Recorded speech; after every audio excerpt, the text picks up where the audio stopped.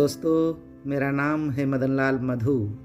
कहानियाँ सुनाता हूँ और आज मैं आपको सुनाने जा रहा हूँ स्त्री की दुनिया को खंगालती, उसके निजी स्पेस को तलाशती, तीखे सवाल उठाती और जवाब की तलाश में मानवीय करुणा में डुबा देने वाली बेहद लोकप्रिय कहानी चैट बॉक्स। इस कहानी को लिखा है वरिष्ठ कवयित्री एवं लेखिका अंजू चौधरी अनु जी ने। तो आइए दोस्तों, सुनते हैं। आज फिर से स्वाति को नींद नहीं आ रही थी। वो बेचैनी से अपने बिस्तर पर करवटें बदलते बदलते थक गई थी। उसने अपने बेड साइड की लाइट को ऑन कर दिया और उठकर पानी का गिलास एक ही घूंट में खत्म कर दिया। अपने मोबाइल को उठाकर उसी में फेसबुक लॉगिन कर उसमें आए मैसेज को देखने लगी। सब पर अभी सरसरी नजर डाल ही रही थी कि तभी एक क्लिक की आवाज के साथ उसे वंदना का मैसेज आया। जय श्री कृष्ण दी, आप और इतनी रात को ऑनलाइन, सब ठीक है ना दी? मैसेज अचानक आया था, इसीलिए 2 सेकंड सोचने के बाद स्वाति ने भी जवाब दिया। राम राम गुड़िया, हाँ बच्चे सब ठीक हैं, बस नींद एक बार खुली तो उसके बाद आई नहीं। फिर सोचा चलो मॉर्निंग वॉक के लिए आज फेसबुक पर चला जाए। इतनी बात के बाद मोबाइल की स्क्रीन पर ही दोनों तरफ से एक एक स्माइली उभरती है और इससे पहले स्वाति वंदना से कुछ पूछती वो ऑफलाइन हो गई। स्वाति ने मुड़कर घड़ी देखी तो रात के 3:30 बजे थे। वैसे तो इस वक्त ऑनलाइन नहीं होती, पर आज पता नहीं वो कैसे बिना सोचे फेसबुक खोलकर देखने बैठ गई। उसे अपनी बेचैनी तो समझ आ रही थी, पर वंदना इस वक्त ऑनलाइन, ये बात वो अपने दिमाग से निकाल नहीं पा रही थी। सोचते सोचते उसके सर की नसें फटने को हुई तो उसने अपने पास सोई हुई शल्लो आंटी को आवाज दी तो वो भी एकदम से उठकर बैठ गई। क्या हुआ बिटिया, आज फिर से नींद नहीं आई ना तुम्हें? कितनी बार कहा है कि बेकार की बातों और अपने अतीत को अपने करीब ना आने दिया करो। काहे तुम मेरी बात तो मानती ही नहीं। शल्लो आंटी प्लीज, अब आप आधी रात को ये भाषण मत शुरू करो ना। तुम आधी रात को बैठकर ये मुआ मोबाइल चला सकती हो, पर मेरी बात नहीं सुन सकती। जाओ फ्रेश होकर आओ, तुम्हारे लिए एक कड़क चाय बनाकर लाती हूं। शल्लो आंटी तो अपनी बात कहकर चली गई, पर स्वाति अपने ही सोचों में गुम थी कि वंदना इस वक्त ऑनलाइन क्यों थी और वो उसे ऑनलाइन देखते ही क्यों चली गई, जबकि उन दोनों की ना तो मुलाकात नई थी और ना ही नई बातचीत, बल्कि दिन में वो घंटों उससे बातें किया करती है।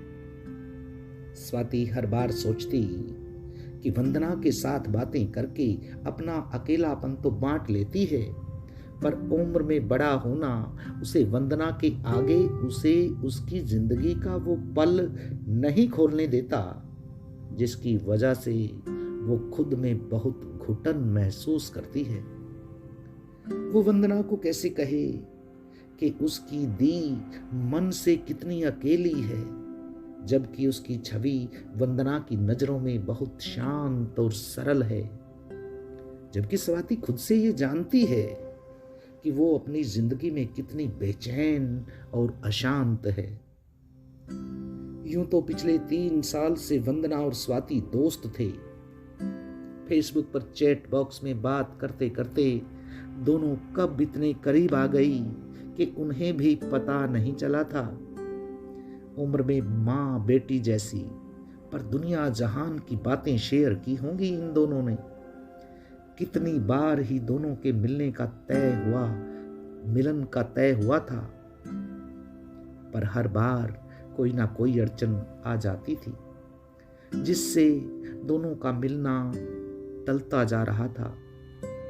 स्वाति हर बार कोशिश करती, प्रोग्राम बनाती, यहाँ तक उसके आने की टिकट तक बुक करवा देती, पर हर बार वंदना की तरफ से ही कोई ना कोई मजबूरी आ जाती थी और उनका मिलना टल जाता।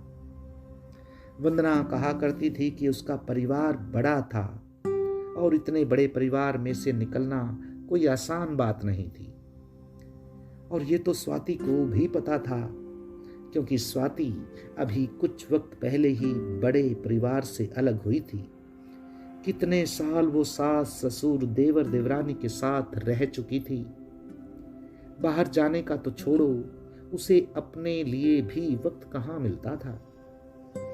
दोपहर के वक्त में ही वो अपने कंप्यूटर के लिए वक्त निकाल सकती थी।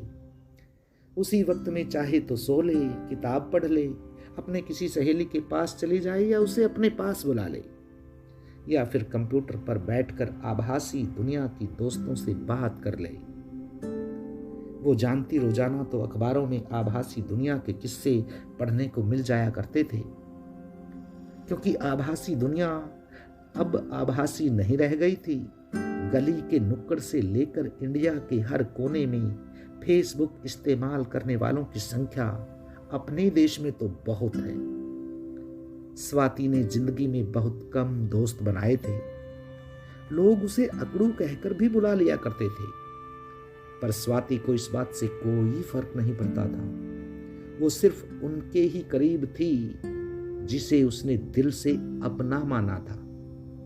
उनके लिए वो हर वक्त तैयार रहती थी, चाहे वो बात करना हो या उनकी किसी भी तरह से मदद करना ही क्यों ना हो। उसकी जिंदगी का मतलब उसकी सहेलियां थी और उसके फेसबुक के मित्र थे। फेसबुक ने उसे बहुत कम पर बहुत अच्छे मित्र दिए। वंदना उनमें से एक थी। स्वाति भी अपनी स्कूल वाली दोस्तों के अतिरिक्त फेसबुक दोस्तों से भी मिलती जुलती रहती थी। एक तो उसका काम ही ऐसा था। वेस्ट दिल्ली का माना हुआ बुटीक मयूरी उसी का था। अपने एरिया में वो जानी मानी हस्तियों में आती थी, पर आभासी दुनिया में से अगर वो सबसे ज्यादा पसंद करती थी तो वो वंदना थी। पता नहीं क्यों वंदना ने सबसे ज्यादा उसे अपनी ओर खींचा था, उसके दिल को टच किया था। फेसबुक ऑन करने के बाद अगर एक बार उसकी बात वंदना से ना हो तो उसे कुछ अधूरा सा लगता था। आखिर वो वक्त भी आ गया जब इन दोनों के मिलने का दिन तय हुआ। वंदना ने एक दिन खुद से फोन करके कहा कि वो दिल्ली एक रिश्तेदार की शादी में 4 दिन के लिए आ रही है, इसलिए स्वाति उसके लिए ये 4 दिन एकदम फ्री रखे। स्वाति के शहर दिल्ली में वंदना के किसी रिश्तेदार की शादी, और सबसे अच्छी बात यह थी कि वंदना ने कहा कि वो अकेले आ रही है। स्वाति ने सोच लिया था कि दिल्ली का कोई भी हिस्सा ही क्यों ना हो, वो वंदना से वहां मिलने जरूर आ जाएगी और शादी खत्म होते ही उसके साथ पूरा दिन बिताएगी। पता नहीं उसके बाद कभी फिर से मिलना हो या ना हो। उस दिन के बाद स्वाति को वंदना के आने का इंतजार बढ़ गया और कुछ ही दिनों में वंदना का फोन आया। दीदी, मैं दिल्ली आ गई हूं और शादी आज ही रात की है, इसलिए शादी में जाने के लिए अभी सीधा नोएडा जा रही हूं। वहां से फ्री होते ही आपको फोन करके अपने मिलने का समय तय करती हूं। प्लीज प्लीज आप मेरे लिए अपने आप को खाली रखना। मुझे आपसे बहुत सारी बातें करनी हैं। मुझे जब भी वक्त मिलेगा मैं खुद आपको फोन करके सब बता दूंगी, आने का वक्त भी और दिन भी। और फोन कट। स्वाति यूं ही बुत बनी खड़ी बस उसकी बातें ही सुनती रही। वंदना ने उसे बोलने का मौका ही नहीं दिया, न हाल चाल पूछा और न बताया, जबकि स्वाति उससे बहुत कुछ पूछना चाहती थी, बताना चाहती थी, पर कुछ नहीं हुआ। जिस स्पीड से उसने बात शुरू की थी उतनी ही स्पीड से बात करके उसने फोन काट दिया। पर स्वाति ने ये जरूर महसूस किया कि बात करते करते वंदना का गला भर आया था। शायद वो रोई भी थी, ऐसा स्वाति को लगा था। पर स्वाति ने मन में उठ रहे बेकार के सवालों को वहीं रोक दिया कि वंदना तो यहाँ शादी में आई हुई है, वो तो खुश होगी, रोएगी क्यों? उसने इस विचार को अपने दिमाग से ही निकाल फेंका। अगले 2 दिन स्वाति के बहुत ही बेचैनी में निकले।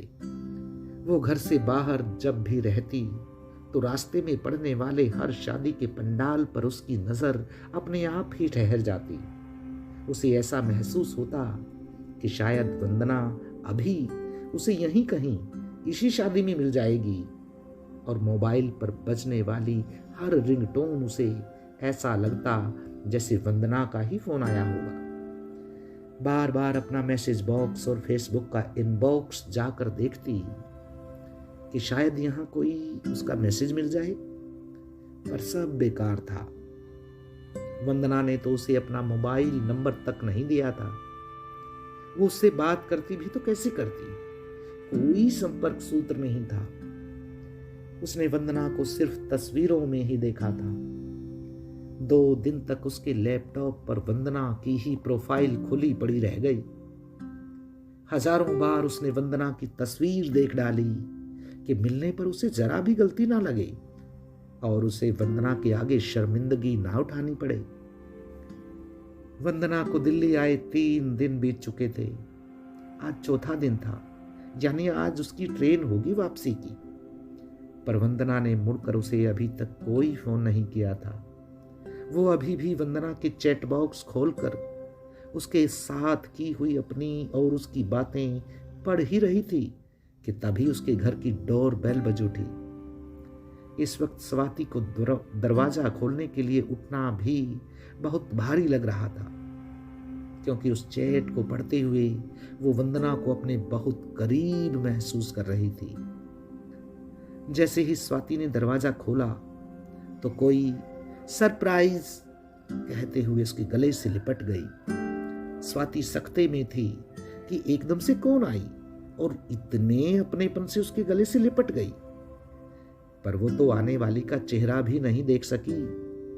तभी उसे ध्यान आया कि वंदना ने आने के लिए कहा था। कहीं ये वो ही तो? एक ही झटके से स्वाति ने उसे अपने से अलग किया और कुछ देर गौर से देखने के बाद वो बोली, ओ वंदना, मेरी गुड़िया। और स्वाति का गला भर आया। उसे चेहरे को पकड़कर अपनी ओर झुकाकर स्वाति ने उसका माथा चूम लिया और कुछ पलों के लिए वो आगे कुछ नहीं बोल पाई। पर उसने वंदना को सिर से पैर तक बहुत गौर से देखा। बहुत शालीन लग रही थी, जैसे स्वाति ने सोचा था। वंदना ने सफेद सूट सफेद दुपट्टे के साथ पहना हुआ था और पैरों में सफेद चप्पल, हाथों में सफेद पर्स, एकदम पहाड़ की चोटी पर जमी बर्फ की परत पर सुबह की पड़ती धूप की चमक लिए हुए। सच में आज वंदना स्वाति के मन में अपनी जगह पक्की करने में कामयाब रही। अपनी हल्की मुस्कान के साथ वंदना बोली, हाँ दी, आपकी गुड़िया, आपकी वंदना, जो फेसबुक की दुनिया से निकलकर आज आपके सामने है। मैं हूं आपकी वंदना, वंदू और गुड़िया। वंदना को एकदम अपने सामने देख स्वाति की धड़कन तेज हो गई थी। वो नहीं जानती थी कि उसे इस तरह का सरप्राइज मिलेगा, पर वो अपने सामने वंदना को देखकर खुश भी बहुत थी। पर वंदू, तुम तो मुझे फोन करने वाली थी ना? हाँ दी, पर मुझे आपको ऐसे देखना था, एकदम अचानक से, और ये जो आपका रिएक्शन था ना मुझे देखकर, वो मैं कैसे मिस कर सकती थी। हट धूर्त, तुमने तो मेरी जान ही निकाल दी इन 3 दिनों में। ना कोई फोन, ना कोई मैसेज, मेरे पास सिवाय इंतजार के और था भी क्या करने को। अपना नंबर तक तुमने मुझे नहीं दिया था। जब भी फोन किया पीसीओ से किया। इतना सस्पेंस क्यों वंदू? अरे सॉरी ना दीदी, वो क्या था कि शादी में आना तो एक बहाना था। यहाँ मुझे कुछ जरूरी काम भी निपटाने थे, इसलिए आपसे कोई बातचीत नहीं कर पाई। पर गुड़िया, मेरा बच्चा, तुझे अच्छे से पता था ना कि तेरी दी इन दिनों तेरा ही इंतजार कर रही होगी, फिर भी तूने मुझे परेशान किया। स्वाति ने एक नकली नाराजगी वंदना को दिखाई तो वंदना माफी मांगती हुई स्वाति के गले फिर से लग गई। पर स्वाति को अब भी समझ नहीं आ रहा था कि वो वंदना के लिए इतनी बेचैन क्यों थी। और भी दोस्त हैं उसके, कुछ दोस्तों से मिल भी चुकी है, पर इस बच्ची से उसका जुड़ाव अलग ही था। ये बात वो अच्छे से जान रही थी। चाय पानी और खाने पीने का दौर चला और उसके खत्म होते ही दोनों आराम से स्वाति के कमरे में जाकर पलंग पर बैठ गई। दोनों ने भर पेट खाना खाया था और अब बारी हंसी मजाक की थी। पर स्वाति बार बार अपनी घड़ी देख रही थी तो वंदना ने मजाक में कहा, क्या बात है दी, मुझे घर से जल्दी भगाने का प्रोग्राम है क्या, जो बार बार टाइम देख रही हो? नहीं वंदू, मेरा बस चले तो मैं कभी तुम्हें जाने ही ना दूं। मैं तो बस इस वक्त को अपने में समेट लेना चाहती हूं, और अगर मेरा बस चले ना दी तो मैं कभी आपको छोड़कर ही ना जाऊं। वंदना ने अपनी ही बात पर एक फीकी और बुझी सी मुस्कान दी। वंदना ने फिर से कहा, दीदी, आप मुझे गुड़िया बुलाते हो ना तो मुझे अपनी माँ की याद आ जाती है। वो भी मुझे गुड़िया बुलाती थी, अपने पास बैठाकर मेरे बालों में खुद से तेल लगा मेरे बालों को बहुत तरीके से बांधती थी। और आपको पता है दी, हमारे यहाँ तेल लगे बालों पर आज भी रिबन लगाने का रिवाज है, और ऐसा करना लड़की के कुंवारी होने की निशानी माना जाता है। वंदना ने आगे कहा, दीदी आप तो कितनी बिजी रहती हो। मैंने ऊपर आते हुए देखा, नीचे आपने कितना बड़ा बुटीक खोल रखा है, फिर भी आप मेरे लिए कितना वक्त निकाल लेते थे। मुझे अच्छा लगता था। दी, मेरे मम्मी पापा तो थे नहीं, भैया भाभी हैं, फिर भी आपसे बातें करना मुझे हमेशा से ही अच्छा लगता आया है। वंदू ने अपनी बात को थोड़ी देर के लिए रोका तो स्वाति बोल पड़ी, अरे अरे, थोड़ा आराम से बात करो, मैं कहीं नहीं जा रही हूँ। और तुम तो जानती हो गुड़िया, मेरे दोनों बच्चे बाहर पढ़ते हैं। मेरे पास अपने काम के बाद का वक्त मेरे दोस्तों के लिए रहता है, इसलिए मेरा वक्त सही से कट जाए मैंने फेसबुक ज्वाइन कर लिया। वैसे भी जो भी कस्टमर आता है वो सबसे पहले फेसबुक की ही बात करता है। वैसे मेरे लिए फेसबुक बहुत अच्छा ऑप्शन साबित हुआ है। मैं अपने बुटीक के नए डिज़ाइन वहाँ अपलोड कर देती हूँ, जिसकी वजह से मेरी सेल और भी अच्छी हो जाती है। फेसबुक पर बात चली तो लगे हाथ वंदू ने एक प्रश्न और पूछ लिया, पर दी, इस जीवन में एक औरत होना ही अपने आप में एक जटिल सवाल है। आप अपने लिए तो कभी अपनी जिंदगी जीते ही नहीं हो। सारी उम्र तो आप किसी ना किसी के लिए बंधे हुए हो, और यहाँ फेसबुक की वॉल पर जब देखो तो औरत ही औरत को 40 साल औरत का खिताब देकर शोषित गाली देती दिखाई दे जाती है। छी, मुझे तो ऐसा लगता है जैसे यहाँ एक ऐसी औरतों का गैंग सक्रिय है जिसका काम सिर्फ हर किसी की गलती निकालना है। दीदी, उन्होंने औरत की कमर के गोलार्ध तो देख लिए, फैली हुई कमर भी दिख गई, पर उसके पीछे का संघर्ष नहीं देखा, या वो लोग देखना ही नहीं चाहती कि उनकी कही बात से किसी औरत का घर भी खराब हो सकता है। औरत का शोषण पुरुष करें तो समझ आता है, क्योंकि वो अपने से आगे किसी को देख ही नहीं सकते, पर यहाँ तो औरत ही अपनी स्टेटस से औरतों का शोषण करने पर उतारू है। उसकी शारीरिक कमियों को सरेआम उजागर करके पता नहीं वो क्या साबित करना चाहती है। बहुत बुरा लगता है दी, जब एक औरत को अपने आप को साबित करना पड़ता है, वो भी अपनी जैसी औरतों की आगे। वंदना की मासूम सी बातें सुनकर स्वाति की आंखें भर आई। उसने वंदना का हाथ खुद के हाथों में पकड़कर चूम लिया उसके माथे पर प्यार किया और बोली, वंदू, क्यों सोचती हो इतना सब कुछ? यहाँ ऐसी बातें बहुत आम हैं बच्चा। वो हर किसी के दर्द से बेखबर सिर्फ अपनी बात को लिखना और पोस्ट करना जानती हैं, जबकि सबकी सब इस बात से अनजान हैं कि उनकी लिखी एक ही बात किसी के घर में कितना बड़ा तूफान मचा सकती है। घर टूट रहे हैं, विश्वास की दीवारें गिर रही हैं। ये लोग नहीं जानती कि आज घर के मर्द ही अपने घर की औरतों को शक की नजरों से देखने लगे हैं, और ये औरतों के ऋतुस्राव से लेकर मीनोपॉज तक की बातें कितने ही आराम से हजारों के आगे लिखकर पोस्ट कर देती हैं, ये जाने बिना कि किसी के लिए ऋतुस्राव कितना कष्टदायी हो सकता है। ये कभी महसूस नहीं कर सकती, और मेनोपॉज की स्टेज किसी के लिए कितनी तकलीफ लेकर आती है। अनजान है ये मूर्ख औरतें। हर किसी की अपनी सोच है और वो उसे ही सही ठहरती है। औरत कितने संघर्षों के बाद अपनी जगह सबके दिलों में बनाने में कामयाब हो पाती है, ये नहीं जानती। सस्ती प्रशंसा ने इन सब के दिमाग खराब कर दिए हैं, और सबकी सब तारीफ के सातवें आसमान पर उड़ रही हैं। जिसने कभी संयुक्त परिवार नहीं देखा, वो क्या जाने उसके तौर तरीके। आंख खोलते ही आजादी देखने वाले जंजीरों की कैद को कैसे महसूस करेंगी यार। डिस्कटिंग पागल हैं ये सब। लड़की से औरत बनने के बदलाव को कितना गलत परिभाषित करती हैं। वो बात करती हैं औरत के शोषण की, ये जाने बिना कि वो खुद ही औरतों का शोषण कर रही हैं। किसी एक औरत की मौत की वजह वो है, इस बात से तो वो एकदम अनजान है।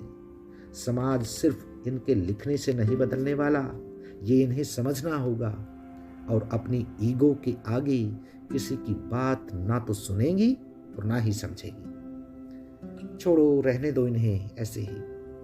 अपनी बातों से ये घरों को तोड़ रही हैं, उसकी आंच इन तक भी आएगी। ये लोग अभी इस बात से अनजान हैं। मुझे तो बस आज अपनी गुड़िया को सुनना है, समझना है। इतना कहने के बाद स्वाति ने आगे बढ़कर वंदना को प्यार से गले लगा लिया। बस वंदना को तो जैसे मौका मिल गया हो अपनी पूरी बात स्वाति के आगे रखने का। मन बनाकर ही आई थी। वंदना को अपना दिल खाली करना था और स्वाति को वो सब सुनना था जो अब तक अधूरा था। वंदना ने कहा, दीदी, आपको अगर मैं मेरे बारे में कुछ भी चैट में बताती तो शायद आप मुझे गलत समझ लेते। शादी तो बस एक बहाना था। मैं दिल्ली अपनी जिद और झूठ बोल कर आई हूँ। मुझे पता है कि आपको झूठ बोलना पसंद नहीं है, पर मेरा मकसद आपसे झूठ बोलना नहीं है। मेरा मकसद आपको अपनी जिंदगी के सच को बताना है। दी, मैं अपनी जिंदगी में अंदर ही अंदर घुट रही हूँ। मैं अपने बारे में किसी के साथ डिटेल से बात करना चाहती थी कि कोई हो जो मेरी सुने, जिसको मैं दिल खोलकर अपनी जिंदगी के बारे में बता सकूं। दी, मैं आपके आगे किसी तरह की कोई भूमिका नहीं बांधूंगी। दी, मेरी कहानी की शुरुआत उसी दिन से हुई थी जब मैं भैया भाभी के पास रहने चली आई थी। भाई मुझसे 10 साल बड़े हैं। ठीक 12वीं के रिजल्ट वाले दिन बाबा के स्कूटर को एक ट्रक ने टक्कर मारी तो माँ बाबा दोनों ने सड़क पर ही मदद के इंतजार में दम तोड़ दिया। पुलिस केस ना बन जाए इसी वजह से किसी ने उन्हें हॉस्पिटल तक ले जाने की कोशिश भी नहीं की थी।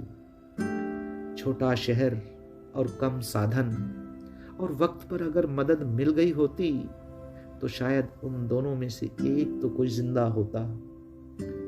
उठाले की रस्म के बाद भाई मुझे अपने साथ राजकोट ले आया।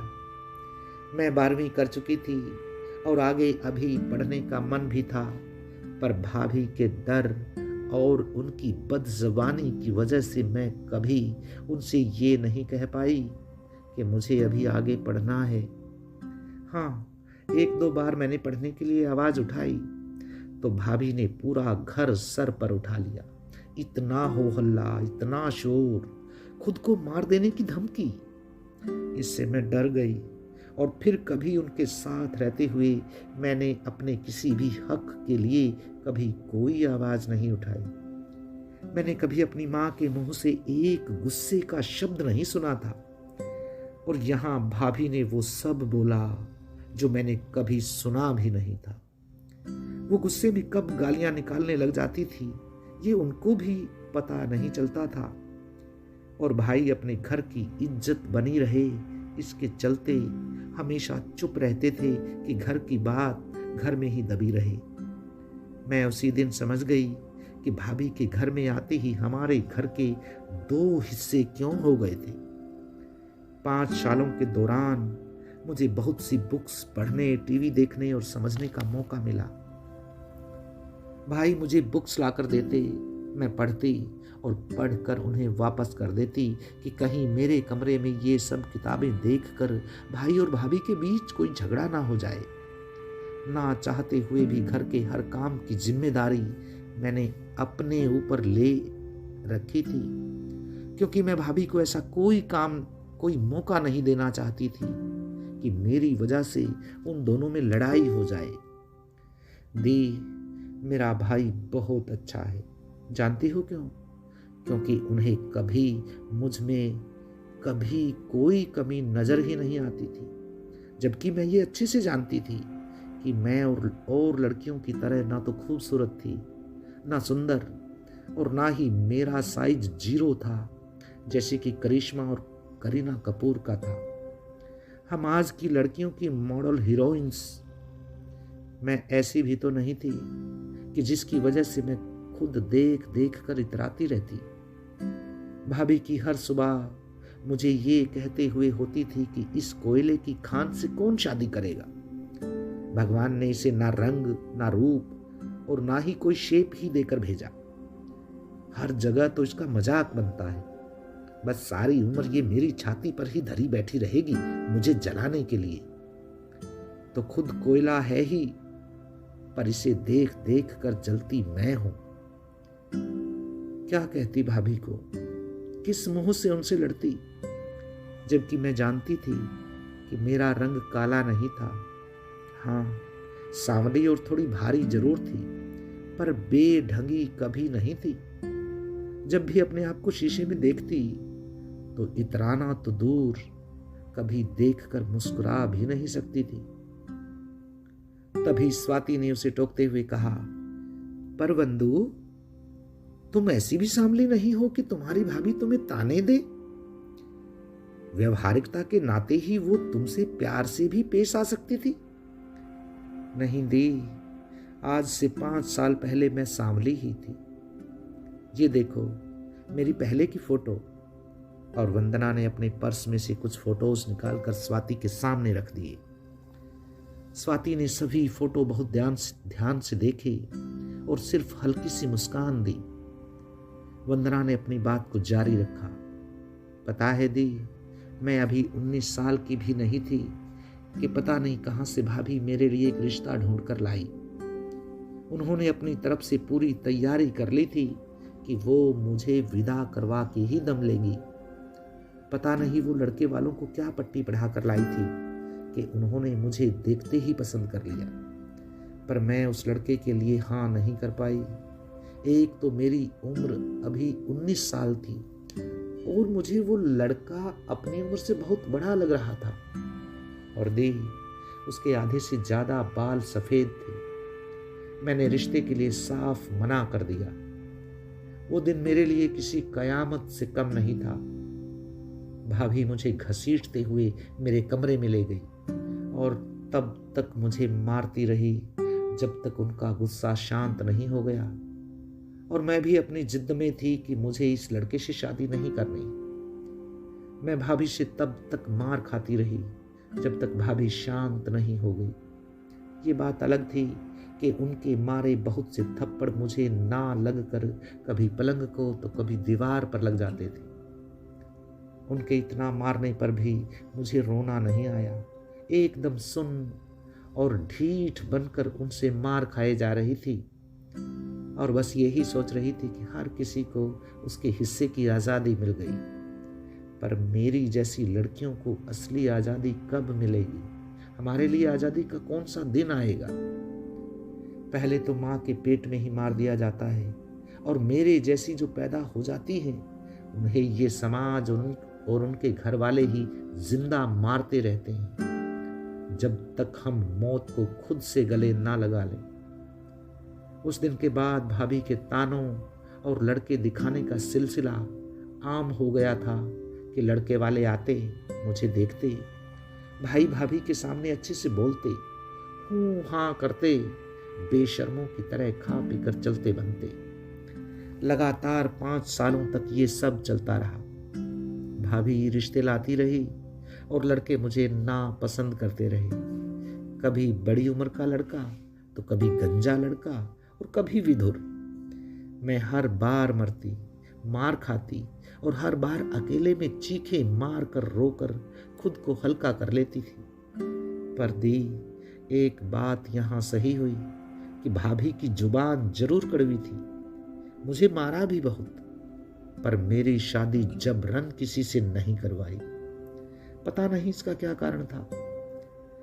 तभी स्वाति बोली, वो इसलिए गुड़िया क्योंकि तुम्हारी भाभी तुमसे छुटकारा पाना चाहती थी, पर वो चाह कर भी तुम्हारी चुप्पी और सादगी से हार जाती थी।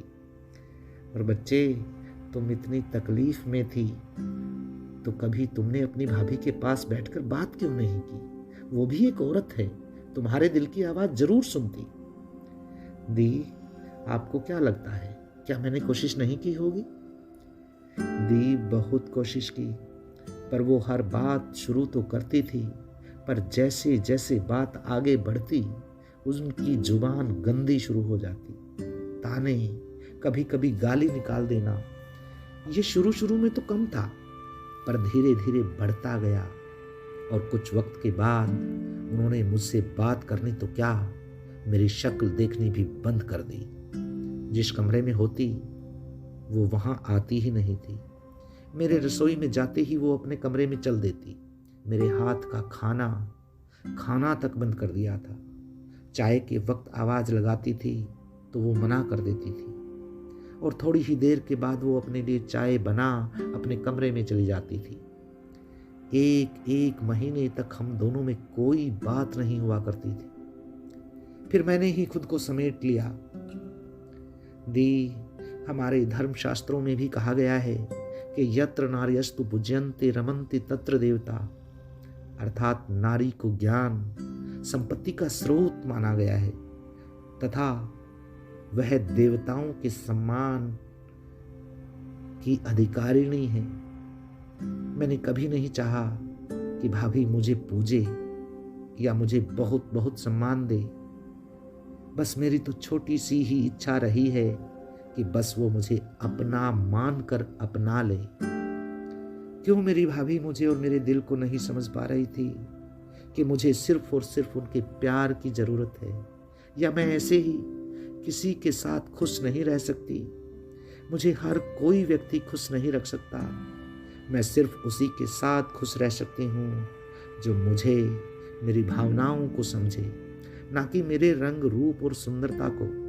और इसी बात को उन्होंने कभी जानने या समझने की कोशिश ही नहीं की। जिंदगी तब और कठिन हो जाती है जब आपके अपने आप को समझकर भी नहीं समझते, और फिर भी न जाने क्यों मैं हर वक्त ऐसा महसूस करती रहती कि भाभी मेरी माँ बनकर मेरा साथ देने चली आए, पर ऐसा कभी हुआ नहीं। मैं खुद से क्या चाहती हूँ कभी समझ नहीं पाई। मन में एक खालीपन सा क्यों है, एक ऐसी कमी, एक ऐसा बचपन जो मैंने जी कर भी कभी नहीं जिया, एक ऐसा प्यार जो मैंने पाकर भी कभी महसूस नहीं किया।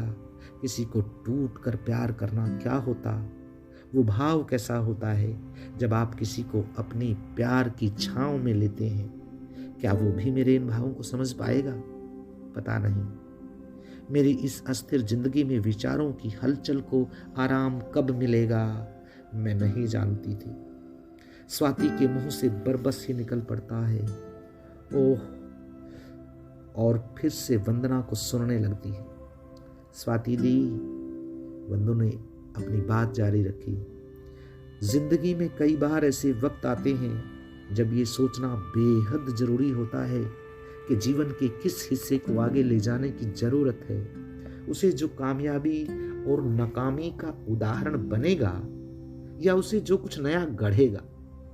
ऐसा वक्त नए और छूटने वाली अनेकों छवियों के बीच में हमको लाकर खड़ा कर देता है। क्या पकड़ा जाए और क्या छोड़ दिया जाए। असल में कुछ नया मिलना और कुछ छूट जाना हमेशा साथ साथ चलता है। कुछ छूट जाने का गम करना इतना महत्वपूर्ण नहीं है जितना कि नए की उमंग में आगे बढ़ना। शायद इसी बात को सोचते हुए इस बार भाई मेरे लिए रिश्ता लेकर आए। लड़का देखने में अच्छा था और उसके बड़े भैया भाई, मम्मी पापा सब दुबई में रहते थे। नितिन, यही नाम था उसका। वो अपनी चाची और बाकी के परिवार के साथ यहीं इंडिया में राजकोट में सेटल था। यहाँ का काम देखता था। बहुत अमीर घर था। भाई के अनुसार उन्होंने मुझे पसंद ही इसलिए किया था कि फोटो में मैं उन्हें बहुत सिंपल और घरेलू लगी थी। मेरे सांवलेपन से भी किसी को कोई दिक्कत नहीं थी। भाई आज रिश्ता पक्का करके ही घर आए थे। उनकी ये ही बात मेरे और भाभी के लिए किसी हिरोशिमा बम ब्लास्ट से कम नहीं थी, पर भाभी के लिए ज्यादा। अब उनके भी ना करने का तो कोई मतलब ही नहीं था। एक ही हफ्ते में एक बड़े से होटल में बहुत शानदार तरीके से मेरी शादी हो गई। शादी का सारा खर्च नितिन के परिवार ने किया। दी, शादी के 1 महीने बाद मुझे जिंदगी ने एक और सरप्राइज दिया कि मेरी भाभी जो मुझसे हर वक्त खफा रहती थी, अब वो मुझ पर नाराज नहीं होती थी। मायके जाने पर अब वो मुझसे कड़वा नहीं बोलती थी। मैंने ऐसा महसूस किया कि मानो मैंने अपनी जिंदगी की वो अनदेखी जंग जीत ली थी जिसके लिए मैं एक अरसे से तड़प रही थी। भाभी एक दोस्त के रूप में मुझसे जुड़ने लगी थी, पर ऐसा क्यों हो रहा था उस वक्त ये बात मेरे दिमाग में नहीं आ रही थी। बस मैं खुश थी, इतनी खुश कि मुझे माँ तो नहीं पर माँ जैसी 10% जरूर मिल गई थी। कम से कम उस घर में मेरे आने जाने से वो अब अपनी खुशी जाहिर करती थी। तभी स्वाति ने उसे बीच में ही टोक कर पूछा, तो वंदु, तुमने इस बात को जानने की भी कभी कोशिश नहीं की? जो भाभी कल तक तुम्हारी दुश्मन थी, तुमसे बात नहीं कर रही थी, तो उसके लिए बस एक अनचाहा बोझ थी, फिर भी तू खुश थी। ये कैसी खुशी थी मेरे बच्चे? हाँ दी, मैंने सच में कुछ भी जानने की कोशिश ही नहीं की। अगर ये भी झूठ था तो भी मैं इसी के सहारे अपनी बाकी की जिंदगी निकाल देना चाहती थी। ना चाहते हुए भी कभी कुछ रिश्ते अपने आप बन जाते हैं, और दी, ऐसा ही रिश्ता मेरा नितिन से बन गया। रिश्ता अनदेखा तो नहीं था, पर बिना पहचान के जरूर था। नितिन का तो मुझे पता नहीं, पर मैं नितिन के आकर्षण में बंधी किसी चंचल हिरणी की तरह कुलांचे भर रही थी। मैं सुंदर दिखना चाहती थी। शादी के बाद पैसे की चमक से मैं लापरवाह हो गई थी। घर पर कोई था ही नहीं जो मुझे बेकार के खर्चे के लिए टोकता। मेरा ज़्यादातर टाइम अब ब्यूटी पार्लर जाकर facial, pedicure, manicure, hair spa, hair colour और ना जाने क्या क्या करवाने में बीतने में लगा। मैं बस सुंदर दिखना चाहती थी, किसी भी कीमत पर। मैं अपने पहनावे को लेकर पहले से ज़्यादा सचेत हो चुकी थी, ताकि ऐसा कोई भी मौका ना चूके कि नितिन मुझसे दूर हो। ऐसा मैं अपने आप से सोचने लगी थी। जबकि नितिन की ओर से ऐसी कोई भी बात नहीं की गई थी जिसकी वजह से मैं उसे किसी भी शक के दायरे में रखती। 24 की उम्र में भी मेरी हर हरकत अब मुझे 14 से 19 साल की लड़की जैसी लगती थी। पर मेरी सब शंकाएं, नितिन को लेकर मेरा लंबा सा इंतजार तब खत्म हुआ जब शादी के 2 महीने के बाद नितिन ने आकर मेरे आगे अपने प्यार का इजहार किया था। दी, उस वक्त मुझे कुछ समझ नहीं आया कि मैं उसे क्या जवाब दूं। बस मुझे शर्म आ गई और मैंने अपनी नजरें झुका ली। ये जिंदगी का पहला अवसर था जब किसी ने मुझसे प्यार होने की बात कही थी। वंदना ने नजर घुमाकर स्वाति की ओर देखा तो वो अपनी ठुड्डी पर हाथ टिकाए बहुत ध्यान से ही उसे सुन रही थी। स्वाति दी, हम औरतों के लिए प्रेम की भाषा का कोई और छोर नहीं। कभी आंखें न्योता देती हैं तो कभी मौन स्वीकृति देता है और मन की दीवार पर गड़ी प्रेम की खूंटी से गिरने लगती है तमाम अनकही बातें और तब भीगने लगती हैं अपनी ही आंखें। मुझे यूं लगा कि नितिन मेरे जीवन में एक बड़ा बदलाव लेकर आए हैं। नितिन ड्रिंक्स लेते थे। ये बात उन्होंने मुझे शादी की पहली ही रात बता दी थी और इसीलिए उन्होंने जिद करके अपनी कसमें देकर मुझे थोड़ी थोड़ी वाइन पिलानी शुरू कर दी। पहले पहले तो मुझे अच्छा नहीं लगता था। बहुत मना करने और झिझक के साथ मैंने उनका साथ देना शुरू कर दिया। ऐसा मेरे साथ पहले कभी नहीं हुआ था। मैं आम से किसी एक के लिए बहुत खास बन चुकी थी, ये जाने बिना क्या अच्छा है और क्या बुरा। बस ऐसा कुछ भी करना जो मुझे नितिन के करीब रखे। मैंने वो सब किया जो मुझे नितिन कहते थे, पर मैं यहाँ भी गलत साबित हुई। कुछ वक्त के बाद ऐसा लगा जैसे फिर से जिंदगी की रफ्तार रुक सी गई है। नितिन का प्यार मेरे लिए मौखिक तो बहुत था, पर वो शारीरिक कभी नहीं हो पाया। जब जब मैंने बहुत कोशिश की तब तब नितिन ने अपने कमरे में ही अपना अलग बिस्तर बिछा लिया और सोने लगे और मैं पूरी रात करवटें बदलती रहती। और दी, बहुत बार तो वो घर भी नहीं आते थे। मेरे बार बार पूछने पर बस इतना जरूर कह देते थे कि खेतों पर था, आज फसल लगानी थी, आज फसल काटनी थी, आज वहाँ मजदूरों से झड़प हो गई थी, वगैरह वगैरह। बहाने तो बहुत थे, तभी तो हर बार मुझसे दूर रहने का एक बहाना नितिन के पास हमेशा रेडी रहता था। और कारोबार के साथ साथ नितिन अपने खेतों का काम भी खुद देखा करते थे। कम से कम मैं इतना जान और समझ रही थी। आपको पता है दी, शादी की पहली ही रात नितिन ने कमरे में आते ही मुझसे कहा, वंदना तुम कपड़े बदल लो, तुम थक गई होगी। तब मैंने इस बात को बहुत ही नॉर्मल तरीके से लिया था। हिंदी फिल्मों में देखी गई सुहाग रात की तरह मैं भी अपने मन में न जाने क्या क्या सपने संजोए बैठी थी, पर हम लोगों की वैसी सुहाग रात कभी नहीं हुई। नितिन ने मुझे मन का प्यार बहुत दिया, पर हम दोनों के तन एक कभी ना हो सके। ये फिल्म में दिखाया गया प्यार हमारी असल जिंदगी को कितना भटकाता है। फिल्मों में सच नहीं होता और जिंदगी फिल्में कभी नहीं हो सकती। ये सपनों में जीने वालों के लिए कितनी बड़ी त्रासदी है दी। शादी के 5 साल बीत जाने के बाद भी अब भी ऐसा लगता मानो वह कोई अजनबी हो। मैं जितना नितिन को पकड़ने की कोशिश करती थी वो मुझसे उतना ही दूर छिटक जाते थे।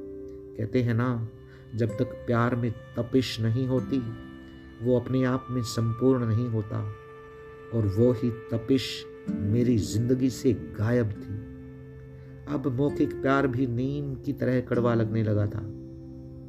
इतनी बात करते ही वंदना स्वाति की गोद में सर रख कर रो पड़ी और स्वाति उसके बालों को सहलाती, प्यार से उसे और अपने और करीब करते हुए कहती, आज रो ले गुड़िया अपनी दी की गोद में, सब आंसू यहीं निकल जाने दो। ईश्वर से दुआ करती हूँ कि आज के बाद से तुम्हें कोई दुख ना हो। कुछ देर के बाद वंदना फिर से बोली, ये जिंदगी इतना दर्द क्यों देती है दी? मेरे तन की भूख मुझे इतना परेशान करेगी, ये मैं नहीं जानती थी। नितिन को बहुत बार डायरेक्ट इनडायरेक्ट समझाने की कोशिश की, पर वो समझकर भी नासमझ बने रहे। मेरे होंठ, मेरे उभार और मेरा अंग अंग उसके चुंबन के लिए तड़पते थे।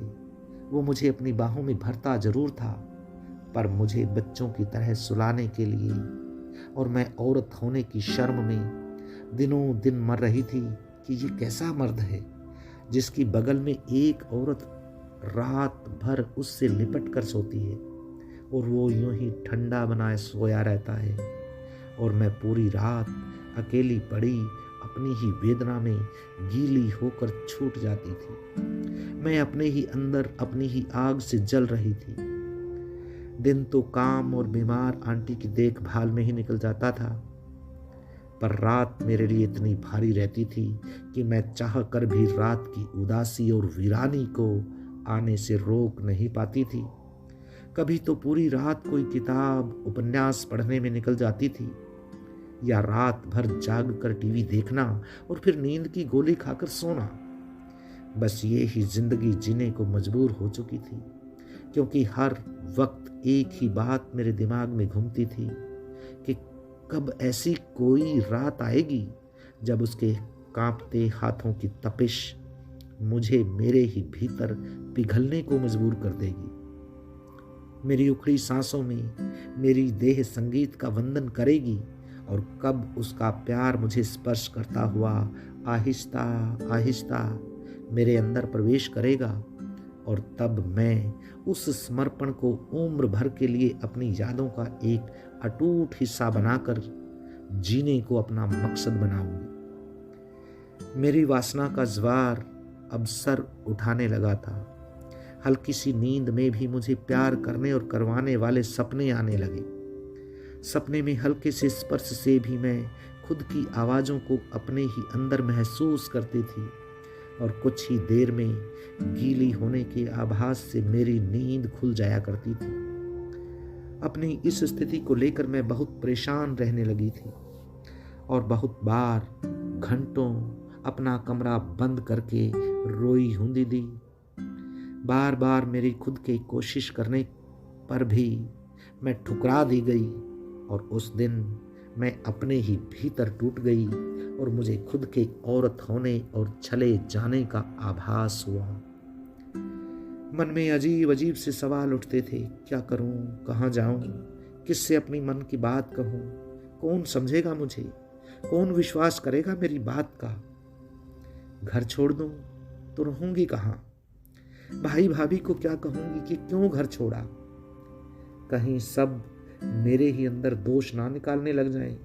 हजारों प्रश्न और उसका उत्तर एक भी नहीं। माँ थी नहीं, भाभी से कुछ भी कहने का मतलब ही नहीं था, और आज तक कोई ऐसी दोस्त भी नहीं थी जिससे अपने दिल की हर बात खुलकर शेयर कर लेती।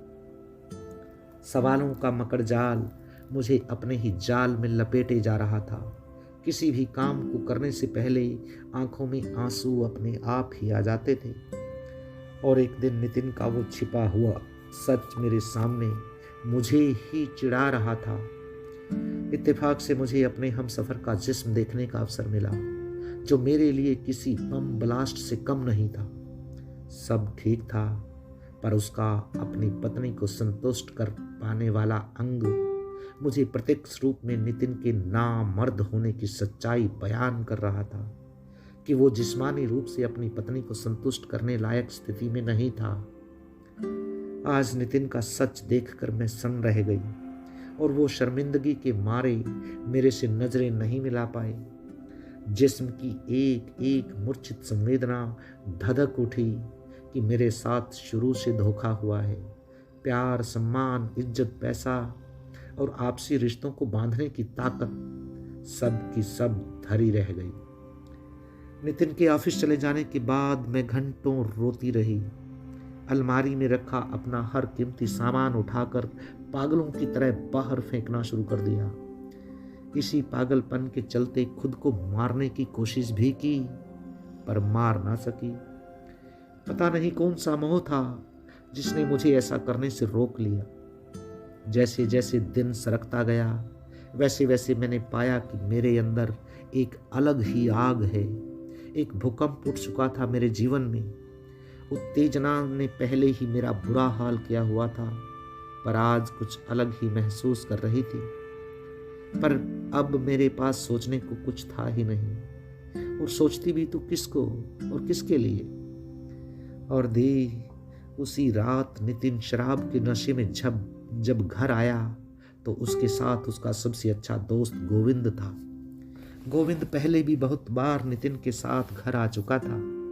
हम तीनों ने मिलकर बहुत बार एक साथ डिनर भी किया था, पर वो रात मेरे लिए कयामत की रात थी। नितिन ने कस्में देकर मुझे गोविंद के साथ सोने को मजबूर किया, पर मेरे मना करने के बाद मुझे मारा पीटा गया और मुझे पलंग से बांधकर मुझे जबरदस्ती अपने ही सामने गोविंद के साथ वो सब करने को मजबूर किया जो एक औरत कभी नहीं चाहती।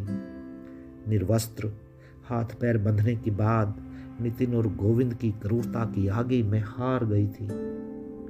नितिन ने मेरा रेप करवाया और गोविंद ने रेप किया ताकि नितिन का मानसिक भ्रम उसके खुद के प्रति बना रहे। पूरी रात नितिन के सामने ही गोविंद जंगली जानवर सा मेरे शरीर को रौंदता रहा और मैं नितिन प्लीज नितिन करती रही, पर वो मेरे ही सामने बैठा सब चुपचाप देखता रहा, शराब पर शराब पीता रहा, जैसे उस कमरे में कुछ हो ही नहीं रहा था। रो रो कर और चीखों से मेरी आवाज दब चुकी थी।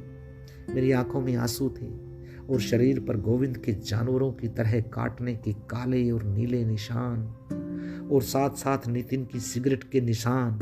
उनकी क्रूरता से मेरा पूरा बदन दर्द की छाया में था। निशान मेरे बदन के साथ साथ मेरी आत्मा पर भी थे, जिसे अब उम्र भर नहीं भरा जा सकता था। एक ऐसा दर्द जो जिंदगी भर के लिए मेरा बन गया था। नितिन के लिए मेरा प्रेम मेरे लिए जीवन भर के लिए बोझ बन गया। एक ऐसा जख्म जो कभी भी भरने वाला नहीं था, पर जिंदगी बढ़ने के साथ साथ वो नासूर बन जाएगा, मैं ये नहीं जानती थी। इतना दर्द, इतनी तड़पन के बाद मैं कब बेहोश हो गई मुझे नहीं पता चला, और जब सुबह मेरी आंख खुली तब पूरा कमरा मेरे वजूद की तरह बिखरा हुआ था। शराब और सिगरेट के धुएं के साथ साथ मेरे साथ हुए अन्याय की कहानी खुद ही सुना रहा था। वंदना ने नजर उठाकर देखा तो स्वाति की आंखों के कोने से पानी की एक लकीर बनी हुई अब भी नजर आ रही थी। तभी उसने देखा कि स्वाति ने बढ़कर उसके माथे को चूमा और अपने गले लगा लिया और भरे गले से सिर्फ इतना ही कहा, ओह मेरी गुड़िया, कितना दर्द समेटे हुए हो अपने अंदर। सब खाली कर दो आज अपनी दी के आगे। माँ समझकर सब कुछ कह दो जो आज तक किसी से नहीं कह पाई हो। वंदना ने अपनी शिश्कियों में बात को जारी रखते हुए कहा, दीदी, मैं अपने रेप की बात भाभी से करना चाहती थी पर नहीं कर पाई। भाई को बताना चाहती थी पर नहीं बता पाई। मेरे माँ बाबा नहीं हैं, ना कोई बहन, भतीजी या भांजी जिसे मैं अपने दिल के जख्म दिखा सकती। मैं अंदर ही अंदर टूटती रही, पल पल मरती रही। मेरे चेहरे की हंसी छिन चुकी थी कि नितिन ने मुझे और मेरे दिल को क्यों नहीं समझा। ऐसे कैसे मुझे किसी के भी हवाले कर दिया। हाँ, माना जिंदगी में प्यार के साथ सेक्स बहुत जरूरी है, पर इतना भी जरूरी नहीं कि अपनी इज्जत बचाने के लिए उसने मुझे ही तार तार कर दिया। वो क्यों नहीं समझ सका कि इस तरह के अनजाने सेक्स के बाद मुझे उसकी सबसे ज्यादा जरूरत होगी। और वो अपनी इंडिया की सारी प्रॉपर्टी मेरे नाम लिखकर मुझे बिना बताए हमेशा के लिए दुबई चला गया। अब क्या करूंगी मैं ऐसे पैसे का जो मेरी इज्जत मुझे नहीं लौटा सकता था? क्या करूं इतनी प्रॉपर्टी का जो मुझे पहले वाली वंदना नहीं लौटा सकती थी? क्या करती मैं इतनी दौलत का जिसे मेरा होना था वो तो हुआ नहीं, और पैसा भी कभी किसी का दोस्त बना है?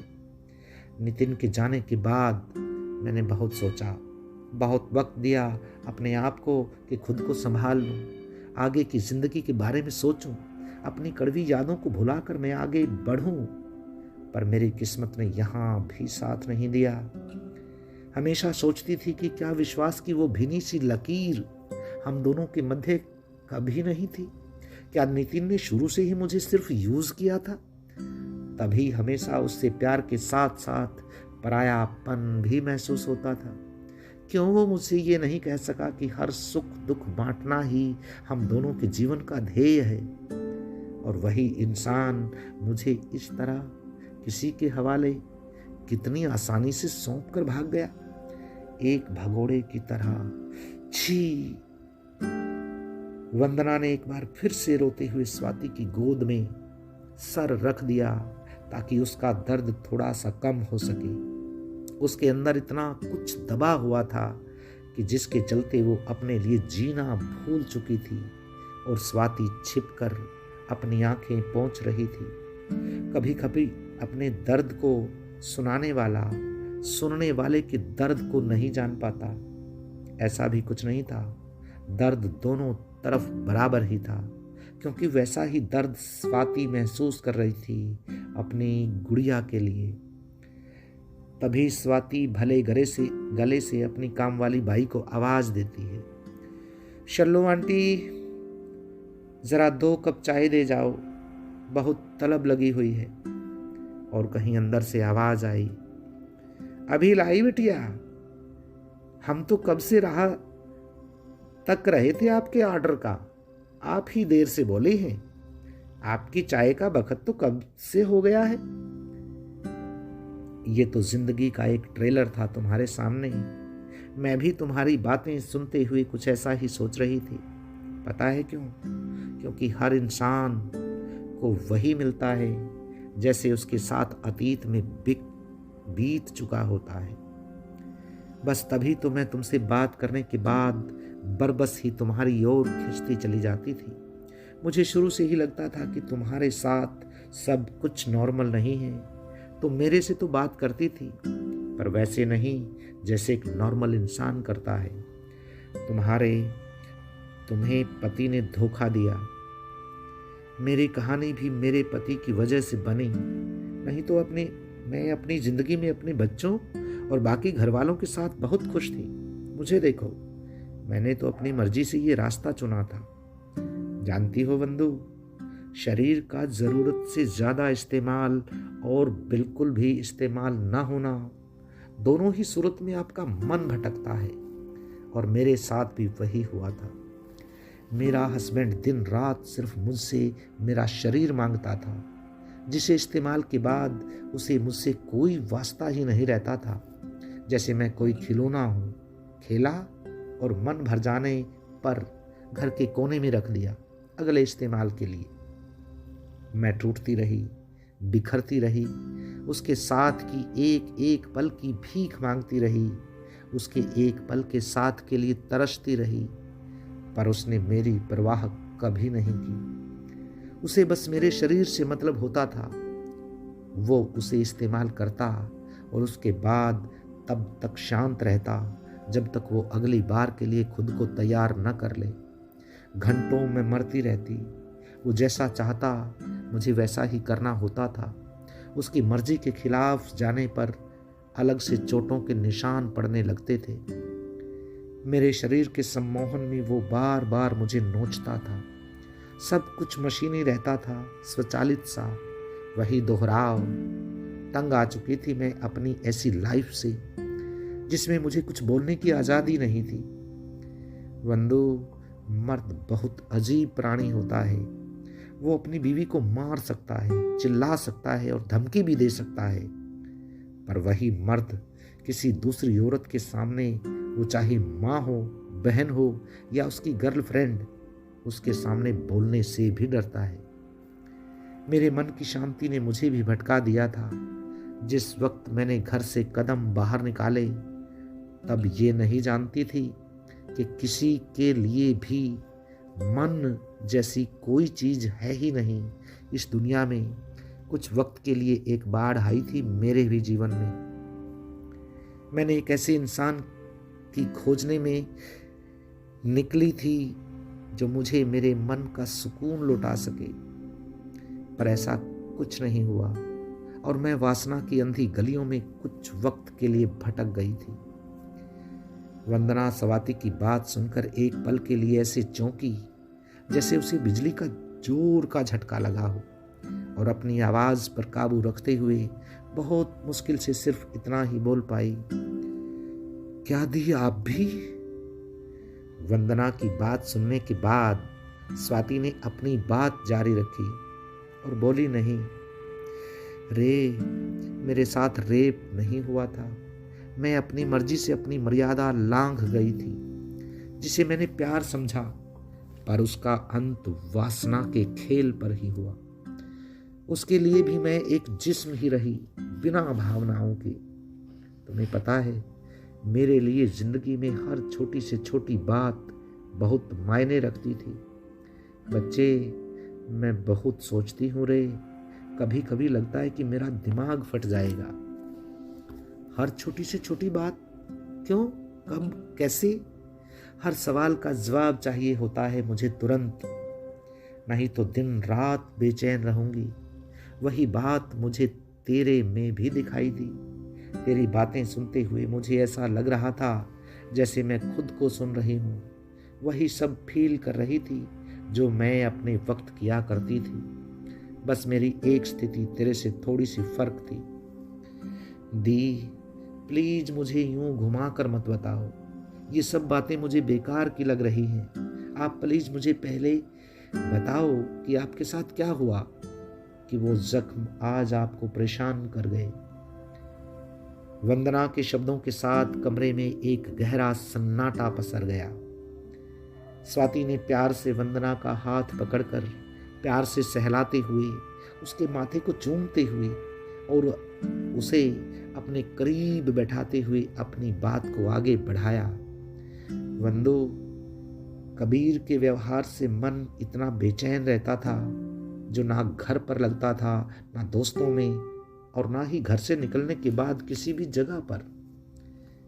घर होती तो मन करता बाहर जाऊं, और अगर बाहर चली जाती तो मन करता भाग कर घर चली जाऊं। जरा सा गुस्सा कब चिड़चिड़ाहट में तब्दील हो जाता था। सारा दिन की कुड़कुड़ और खुद के सर में दर्द लेकर घूमना आदत बन चुकी थी। मैं दिन या रात के 15-15 मिनट के सहवास से थक चुकी थी। उसके लिए भोगने का सामान बनकर रह गई थी। जिस इंसान ने मुझसे शादी की, उसने मुझे कुछ भी मांगने के नाम पर महंगी से महंगी चीजें परोस दी। महंगे पर्स, साड़ी, सूट, कॉस्मेटिक, चप्पल, हर चीज ब्रांडेड। पर जो मुझे चाहिए था वो साथ रहते हुए भी मुझे ना दे सका, और मेरा अकेलापन दिनों दिन बढ़ता रहा। और कहीं ना कहीं शायद आगे चलकर मैं भी पैसे को लुटाकर अपने मन के दर्द को शांत करने की कोशिश करती आ रही थी, पर सुकून यहाँ भी नहीं मिला। तभी मेरे अकेलेपन को मेरे पापा ने समझा और मुझे ये बुटीक खुलवा के दिया। बुटीक के खुलते ही पैसे के साथ साथ मेरा वक्त भी मेरा होने लगा, और जैसे ही वक्त मेरा हुआ, इनका गुस्सा मेरे प्रति ज्यादा बढ़ने लगा, क्योंकि अब मेरे पास और भी बहुत काम रहते थे। इनकी बात सुनने के अतिरिक्त उसी चिड़चिड़ाहट की वजह से पहले पहले तो ये मुझ पर हाथ उठा देते थे, पर धीरे धीरे मैंने इनका हाथ उठाने पर रोकना शुरू कर दिया। जिस दिन इनका हाथ उठना बंद हुआ, उसी दिन से मैं भी इनके प्रकोप से आज़ाद हो गई। बुटीक की वजह से एक नई दुनिया से मेरा वास्ता पड़ा। ये दुनिया मर्दों की थी। पहले तो यहाँ बहुत से लोग मिले जो कुछ वक्त साथ देकर अलग हो गए, और कुछ का साथ वक्त के साथ और गहरा होता चला गया। एक से दोस्ती हुई और वो कब आकर्षण में बदल गई ये मैं भी नहीं जान पाई। मुझ पर मेरे बच्चों और घर की जिम्मेवारी थी, ये मुझे पता था, पर पति के व्यवहार से मैं दुखी थी। शायद ये ही बात उस दोस्त ने भांप ली थी, या मेरी ही कमजोरियों ने उसे बता दिया था। आकर्षण कब बिस्तर तक पहुंच गया ये मैं भी नहीं जान पाई। उस दोस्त के साथ हम बिस्तर हुई। सहवास के नाम से कोसों दूर भागने वाली मैं ना जाने कैसे उसके आगे समर्पण कर बैठी। मैंने उसे दिल की गहराइयों से प्यार किया था। पहले तो उसने मुझे इतना प्यार दिया जिसकी कल्पना मैंने अपने जीवन में तो नहीं की थी। लगातार 5 घंटे के संभोग ने मुझे नई जिंदगी से रूबरू करवाया। मैं अब भी उसे प्यार करती हूँ, भले ही उस इंसान ने मुझे मेरे पति की तरह ही इस्तेमाल किया। 2 साल के संबंध के बाद एक दिन वो अचानक ही मुझसे ये कहकर अलग हो गया कि मन से अभी भी अकेला हूँ, अज्ञातवास पर जा रहा हूँ। अगर वापस आया तो तुम्हारे ही पास आऊँगा। और वो आज तक अपने अज्ञातवास से वापस नहीं आया। पहले तो मैं लगातार उससे बातें करने की कोशिश करती रही, पर नाकाम रही। कुछ ही महीनों के बाद उसके ही मोबाइल से मुझे उसकी पत्नी, या पता नहीं वो औरत कौन थी, की तरफ से धमकी वाले कॉल आने लगे। मैं बेकसूर होते हुए भी कसूरवार बन गई, पर कहीं बहुत पहले से मैं अपनी ही नज़रों में कसूरवार तो बन ही चुकी थी। उससे अलग हुए मुझे 1 साल से भी ज़्यादा हो चुका था। मैंने मुड़कर कभी उससे संपर्क नहीं किया, और ना ही उसने चले जाने के बाद कभी मुझसे मेरा हाल चाल लिया। उसके जाने के ठीक 1 साल बाद एक ज्योतिषी से दोस्ती हुई। वो मेरे बुटीक पर अपनी बीवी के साथ रेगुलर आता था। उम्र में मुझसे छोटा था। शायद एक दिन मेरे काउंटर पर किसी पेपर से उसने मेरी बर्थ डेट देख ली थी, तो वहीं खड़े खड़े उसने बातों में मेरा जन्म का वक्त भी पूछ लिया, और मैंने बता भी दिया। तो उसने उन्हीं 5 मिनटों में मुझे मेरे बारे में कुछ बातें बता दी, और वो ठीक भी थी। बस ऐसे ही हमारी बातचीत की शुरुआत हुई। उसके बाद उसके लगातार फ़ोन आने लगे। वो SMS पर मुझसे बात करने लगा। मैं भी खाली वक्त में उससे बात करने लगी। वो मेरे बारे में जो बताता वो सही ही होता था। ऐसे ही एक दिन अचानक उसने मुझसे कहा कि आपको अभी 1 साल पहले ही किसी ने धोखा दिया है। मैं नहीं जानती कि उसे ये सब कैसे पता चला, पर उस वक्त मुझे ऐसा लगा कि जैसे मेरी समझ और मुझे लकवा मार गई है। मेरी जुबान मेरे तालू से चिपक गई। मैं यूं ही मोबाइल को पकड़े हुए खड़ी रही और दूसरी तरफ से हेलो हेलो करता रहा। ऐसे लग रहा था जैसे किसी ने मुझे चोरी करते हुए रंगे हाथों पकड़ लिया हो। कुछ दिन ऐसे ही परेशानी में बीत गए, पर एक दिन वो ज्योतिषी अपनी बीवी के बिना मेरे बुटीक पर आ गया। वो मुझसे ऐसे हक से बातें कर रहा था जैसे मेरी पूरी जिंदगी उसने खुद अपने सामने देखी हुई है। उसकी ज्योतिष में पकड़ थी ये मैं देख चुकी थी, क्योंकि उसने मेरे अतीत का एक एक पन्ना मेरे सामने ही खोल के रख दिया था। ये सच था या उसकी खोज, उस वक्त मैं कुछ समझ नहीं पा रही थी, पर उस वक्त मैं उससे प्रभावित बहुत थी। उम्र में मुझसे छोटा था, इसी वजह से कभी उसकी नीयत पर मुझे शक नहीं हुआ। कोई 1 महीने के बाद उसका मेरे बुटीक पर आना लगातार बढ़ता गया। कभी अपनी बीवी के साथ तो कभी अपनी 6 साल की बेटी के साथ वो मेरे बुटीक पर आ ही जाता था, और बहुत देर तक वहीं मेरे आसपास बना रहता था। कुल मिलाकर उसने अपने आप को मेरा हमदर्द साबित कर ही दिया। एक दिन अपनी माहवारी के चलते पेट में उठे दर्द को लेकर मैं बहुत परेशान थी। बुटीक बंद होने का वक्त था और मेरा घर वहाँ से दूर था। पर मेरी इतनी हिम्मत नहीं हुई कि मैं अकेली घर जा सकूं। तभी वो एस्ट्रोलॉजर आ गया। मेरा उड़ा रंग देखकर वो इतना तो समझ गया कि आज मेरी तबीयत ठीक नहीं है। उसने मेरे से पूछे बिना एक लेडी डॉक्टर को फोन करके वहीं बुटीक पर बुला लिया और खुद भी तब तक वहां रहा जब तक मैंने उसे खुद के ठीक होने की तसल्ली नहीं दे दी। उस दिन के बाद से वो कभी भी बेरोक टोक मुझसे मिलने चला आता था।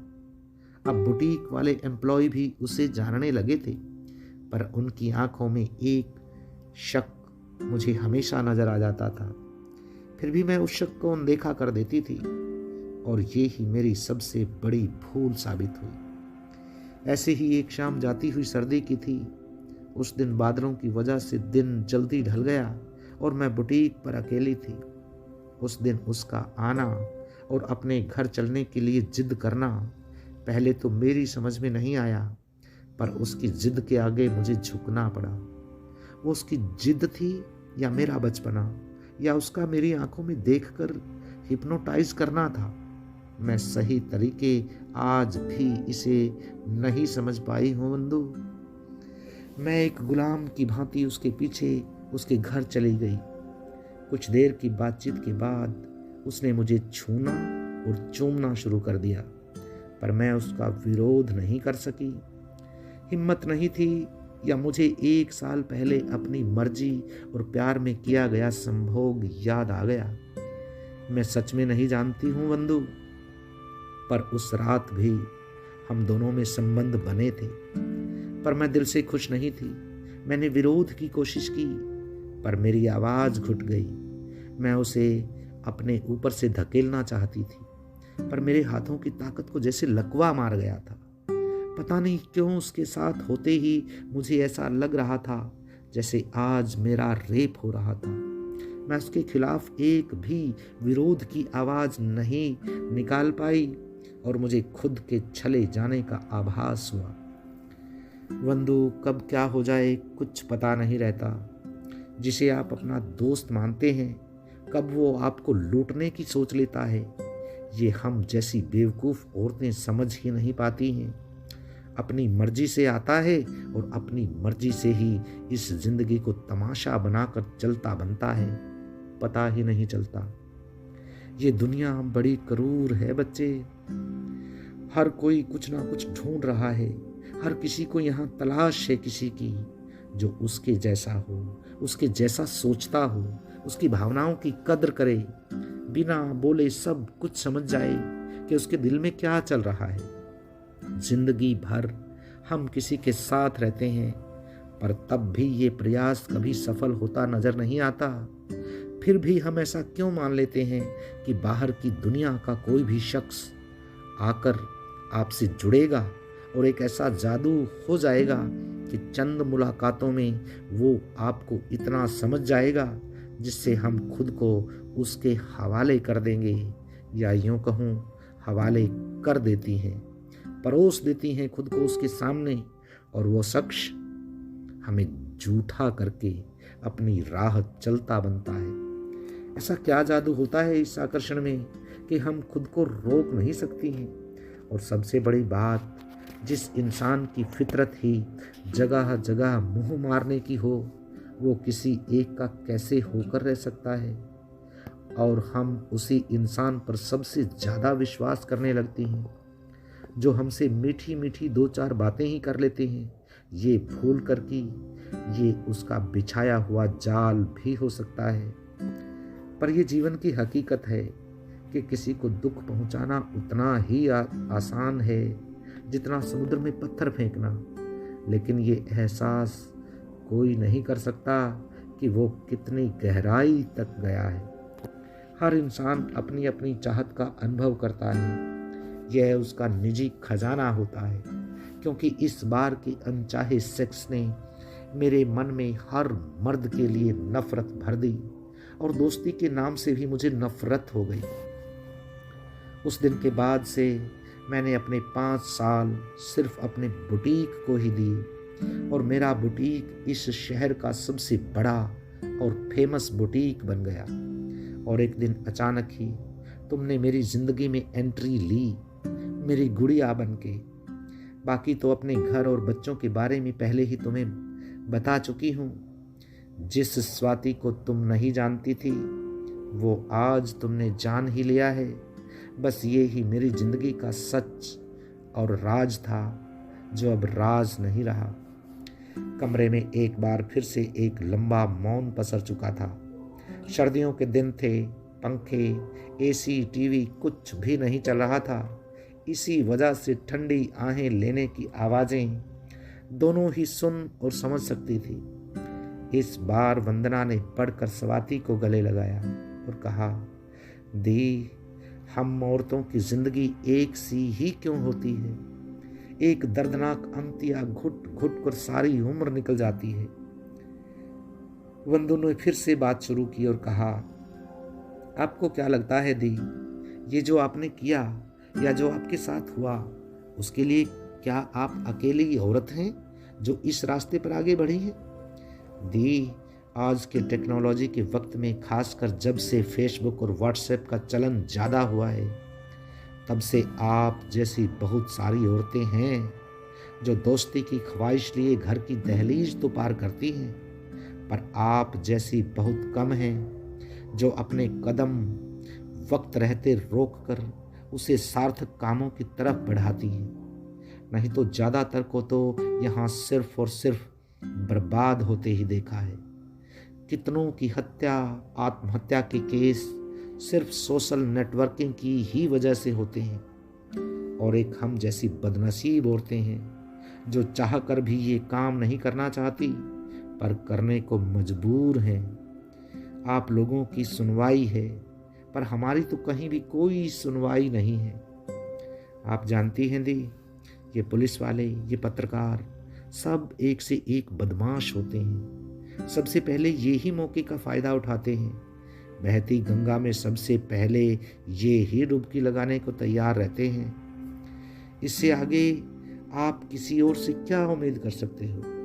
दी, कोई भी शहर या कस्बे क्यों ना हो, उस जगह की हर चौथे घर की औरत का किसी ना किसी के साथ नाजायज संबंध होते ही हैं। ये आंकड़े आम जनता को भले ही ना मालूम हो, पर हम जैसी औरतों को सब पता रहता है।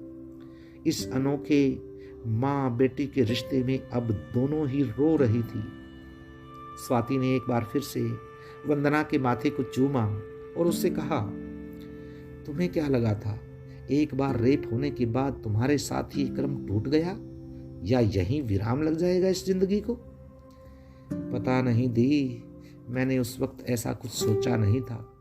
बस मैं ये जानती थी कि जो हुआ वो सब मेरी मर्जी के बिना हो रहा था।